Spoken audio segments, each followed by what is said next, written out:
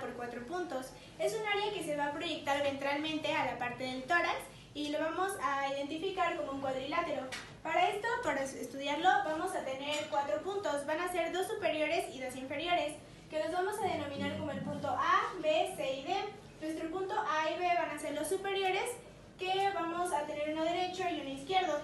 Nuestro punto A o derecho superior vamos a tener que va a estar ubicado en el borde superior de nuestro tercer cartílago costal, aproximadamente a 1 centímetro del borde esternal.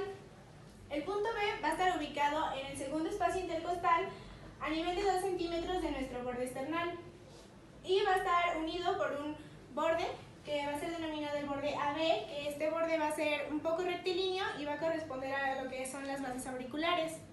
Nuestros puntos inferiores van a ser 2, el derecho y el izquierdo, que va a ser denominado el punto C y el punto D. Nuestro punto C va a estar ubicado a nivel del sexto cartílago costal, a nivel justo de la línea esternal. Nuestro punto D va a estar ubicado en la línea medio clavicular a 7 u 8 centímetros de nuestra línea esternal. Y para nuestro borde, que va a estar entre el A y C, vamos a tener que va a corresponder a la aurícula derecha. Nuestro punto C y D, que va a formar el borde C y D, va a estar en el ventrículo derecho, y nuestro borde C, D, D va a corresponder a lo que es el ventrículo izquierdo y nuestra aurícula izquierda. Bueno, yo les voy a hablar de los focos de auscultación que podemos encontrar en 5 cardíacos. Va a ser un aórtico, que lo podemos encontrar a nivel del segundo espacio intercostal.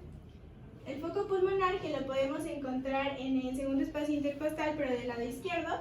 Un foco accesorio de ERF o accesorio cardíaco para escuchar mejor el cierre de la válvula aórtica, que lo vamos a encontrar a nivel del tercer espacio intercostal.